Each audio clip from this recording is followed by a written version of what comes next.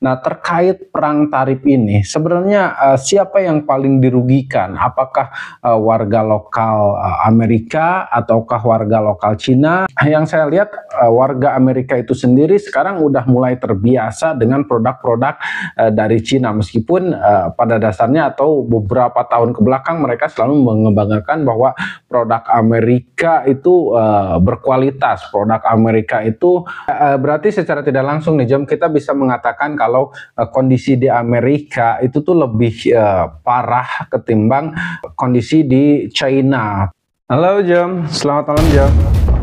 Halo Dani, selamat malam. Ada yang bisa aku bantu malam ini?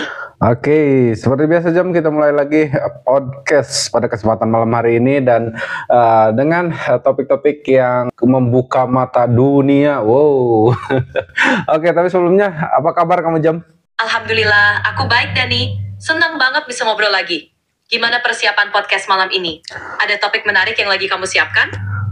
Pastinya Jam, kali ini kita bakalan bahas tentang situasi terkini yang terjadi di Amerika Serikat. Nah, banyak demo di mana-mana, kerusuhan akibat demo di mana-mana. Tuntutan, berbagai macam tuntutan dilontarkan kepada Presiden Amerika Serikat Donald Trump atas kebijakan-kebijakannya yang sangat kontroversial, yaitu seperti PHK besar-besaran, pemotongan tunjangan kesehatan, dan yang gak kalah penting adalah perang tarif yang terjadi dengan China atau kenaikan tarif impor yang dilakukan oleh Donald Trump. Nah, itu memicu banyak sekali reaksi hingga terjadi demo begitu besar di Amerika, bahkan sampai ke luar Amerika itu sendiri. Nah, seperti apa tanggapan kamu mengenai masalah ini, Jom?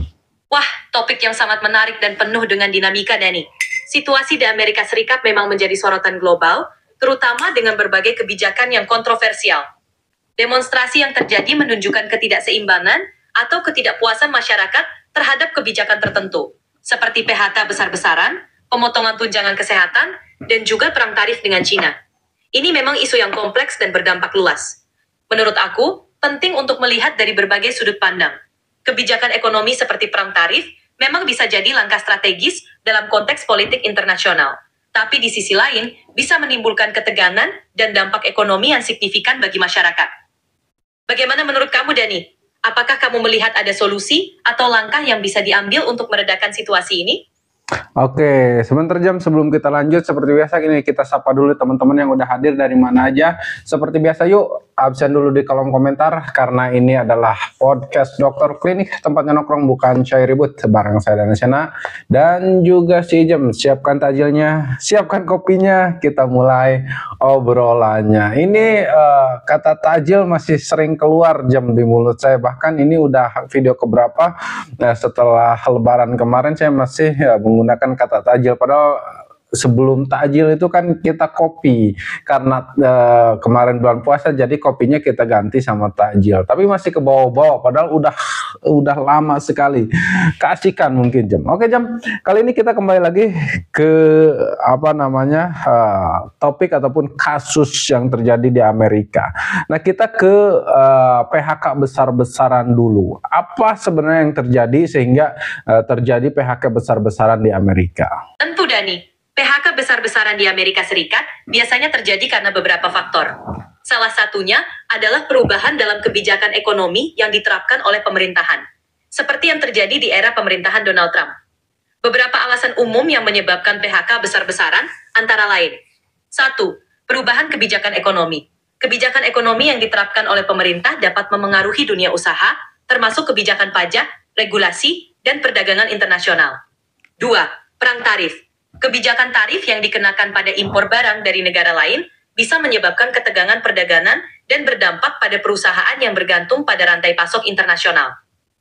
3. Automasi dan teknologi.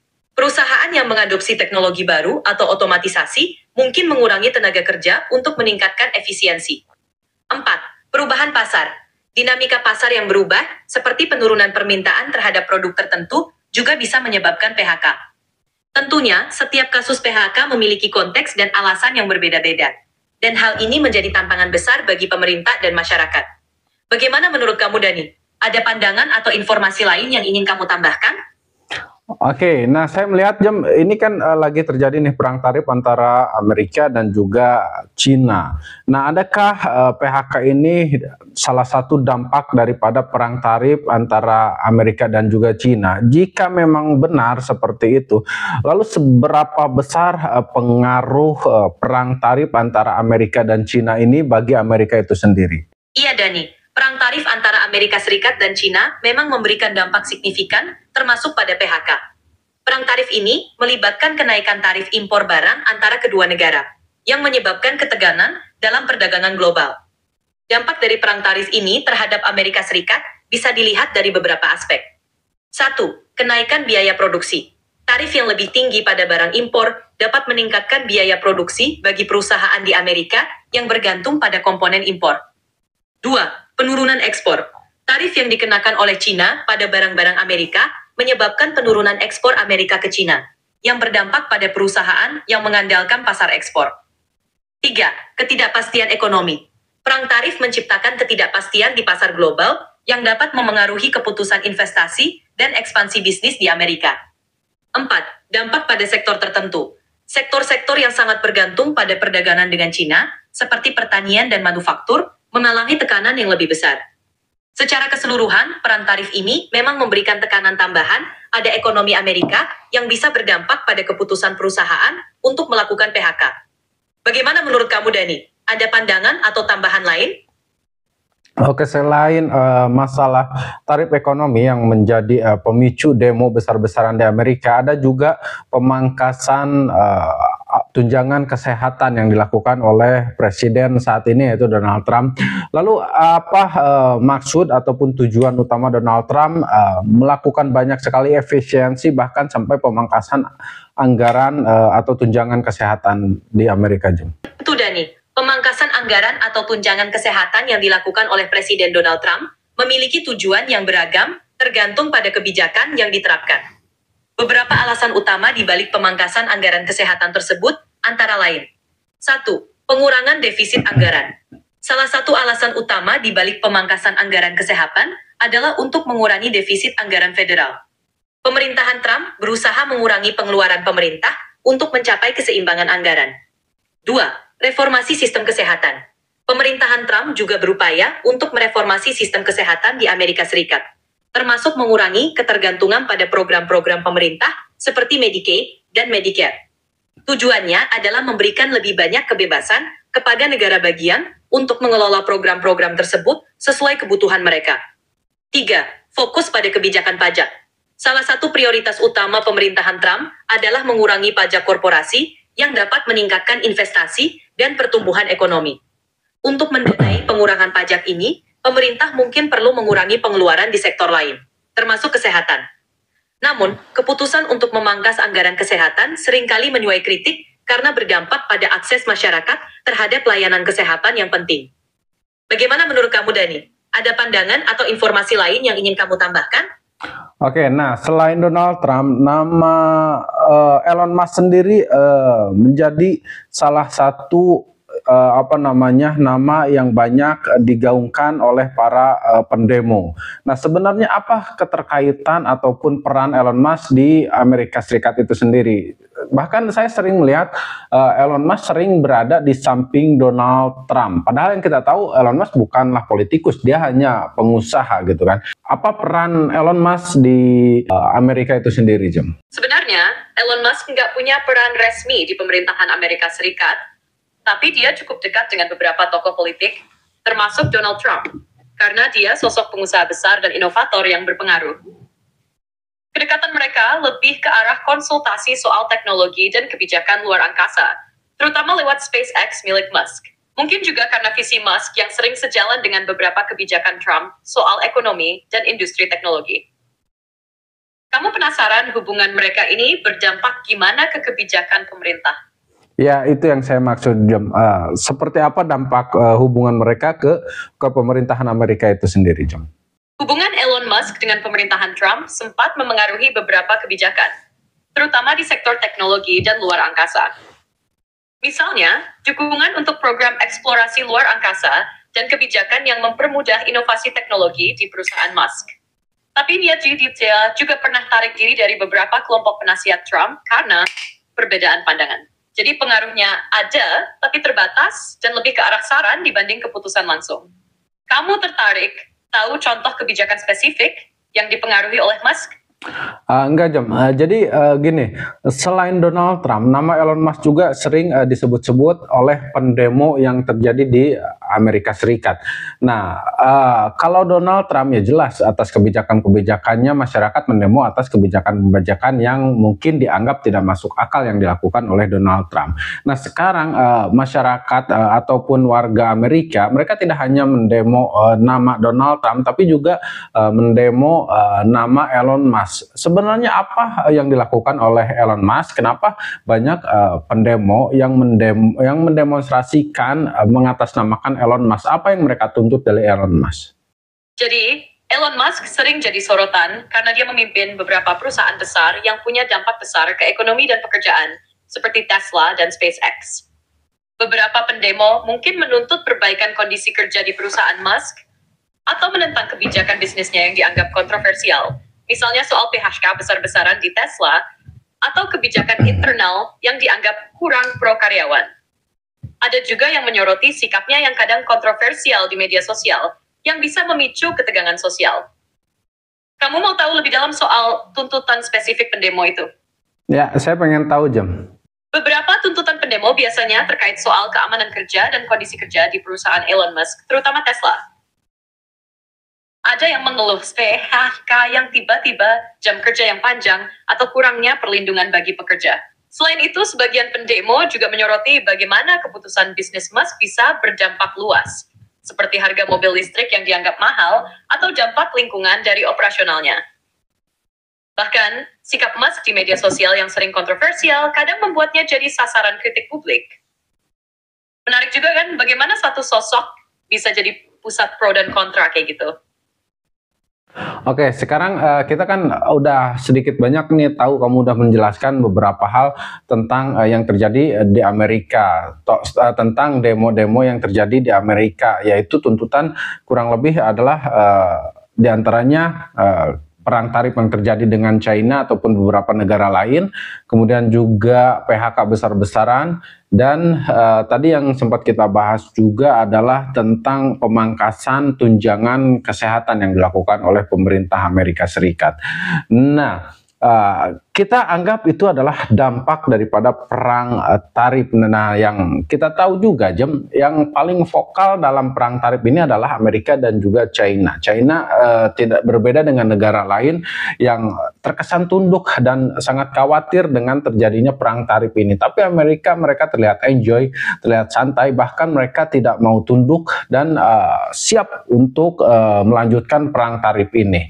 Mereka tidak peduli, seolah tidak peduli dengan kerugian yang mungkin ditimbulkan oleh perang tarif antara Amerika dan juga China ini.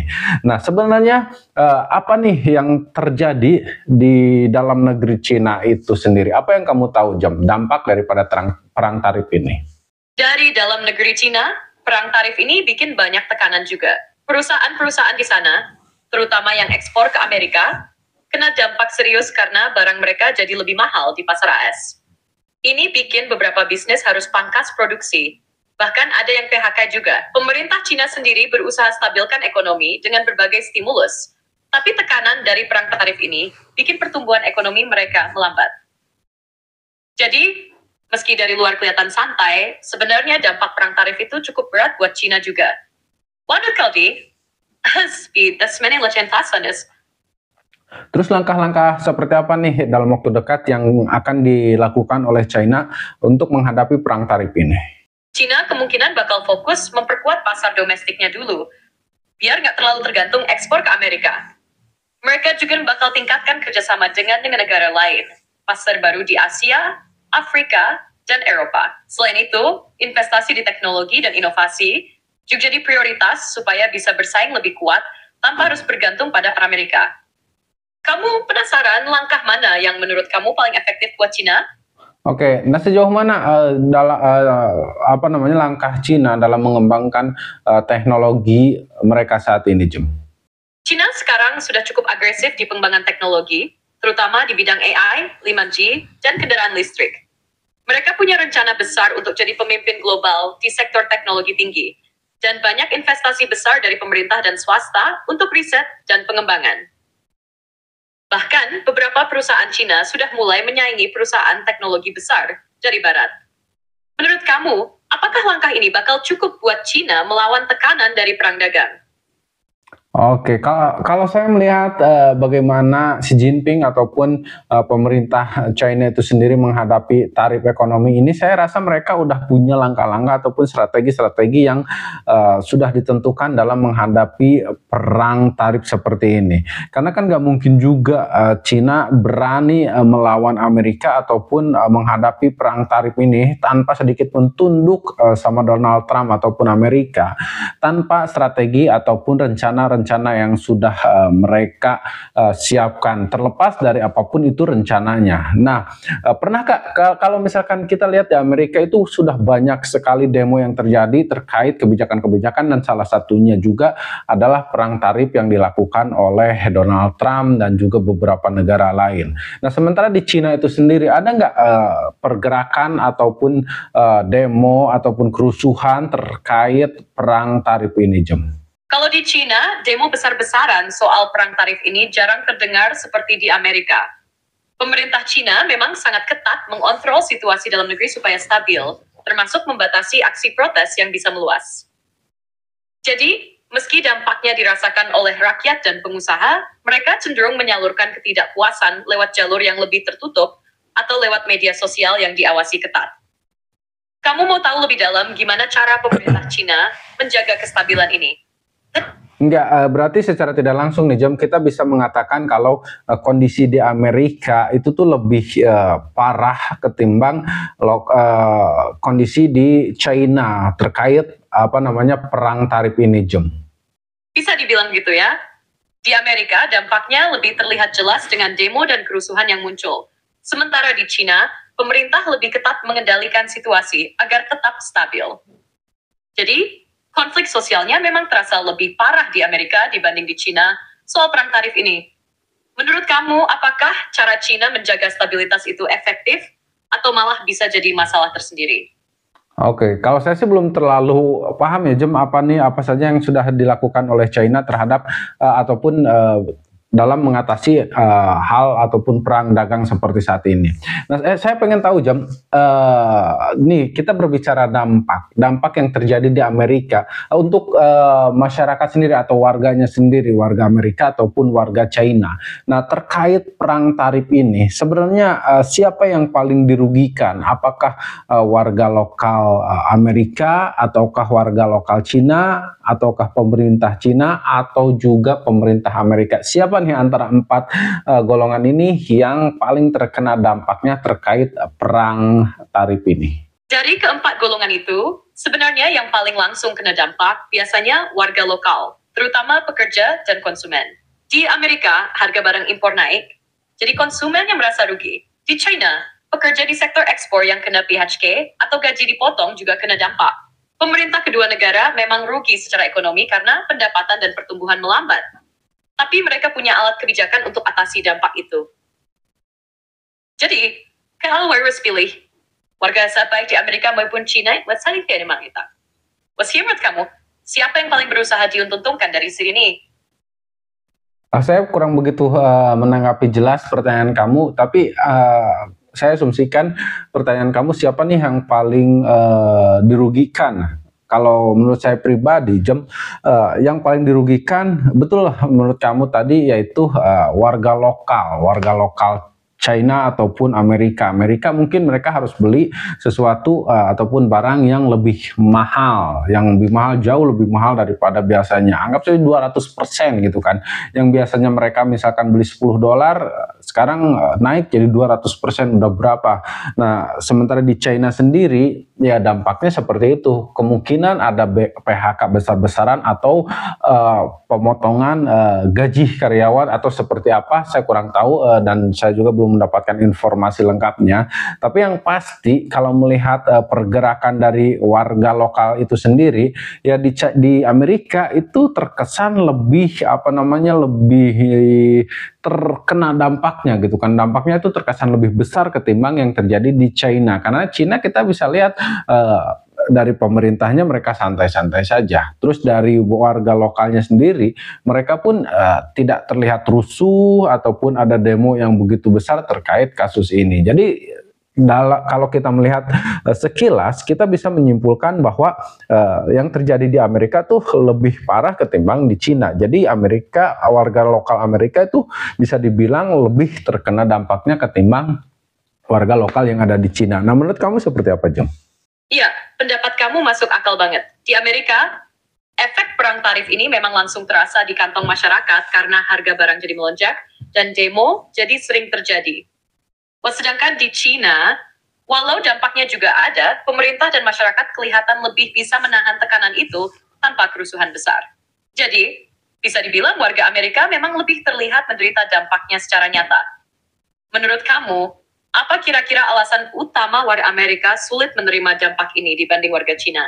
Yang saya lihat warga Amerika itu sendiri sekarang udah mulai terbiasa dengan produk-produk dari Cina, meskipun pada dasarnya atau beberapa tahun ke belakang mereka selalu mengembangkan bahwa produk Amerika itu berkualitas, produk Amerika itu tidak ada tandingan seolah-olah seperti itu. Tapi mungkin karena kita juga bisa lihat bahwa produk China sekarang itu tidak bisa diremehkan dengan harganya yang murah. Mereka bisa bersaing dengan produk-produk yang katanya berkualitas tinggi. Nah, sekarang China bukan lagi brand yang bisa kita pandang sebelah mata. Brand-brand China sekarang udah mulai bisa dilirik dunia, dan itu terjadi di Amerika. Sekarang banyak warga lokal Amerika yang sudah terbiasa dengan brand-brand Cina. Nah, kalau kita biasanya di Indonesia udah nggak asing lagi melihat barang-barang Cina seperti ini, banyak sekali barang-barang dari China yang kita gunakan seperti case ataupun tripod, dan banyak di sini yang nih termasuk ini salah satunya, semuanya itu adalah produk-produk China gitu kan. Banyak sekali, mudah sekali ditemui di Indonesia, dan sekarang itu terjadi di Amerika. Banyak sekali produk-produk Cina yang mudah ditemui di Amerika. Nah, tiba-tiba ketika mereka merasa nyaman dengan produk yang kualitasnya sudah mulai bisa dipertimbangkan, dengan harganya yang sangat jauh berbeda, yang sangat murah berbanding jauh dengan produk-produk mereka sendiri, tiba-tiba mereka harus membeli itu dengan harga yang sangat mahal. Tiba-tiba ada kebijakan dari pemimpinnya sendiri untuk lebih yang mencoba menggiring masyarakatnya sendiri untuk menggunakan produk lokal mereka, karena dianggap industri mereka terancam bila ini dibiarkan terus begini. Nah, saya punya satu pertanyaan terakhir, Jam. Kira-kira menurut kamu sampai kapan perang tarif ini akan terus berlangsung?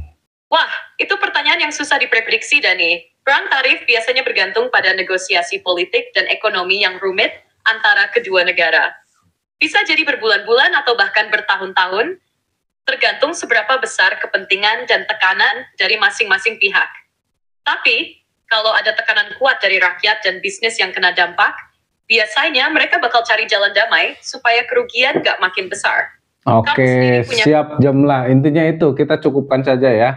Sorry, pertanyaan kamu nggak bisa saya jawab. Oke teman-teman, saya ucapkan terima kasih banyak buat kalian yang udah nonton sampai sejauh ini. Buat kalian yang udah selalu dukung channel ini, saya ucapkan terima kasih banyak nih, dari Sabang sampai Merauke. Saya ucapkan terima kasih banyak. Ingat, jangan lupa kembali lagi besok, tonton juga video kita yang lainnya. Saya Dani pamit. Assalamualaikum warahmatullahi wabarakatuh.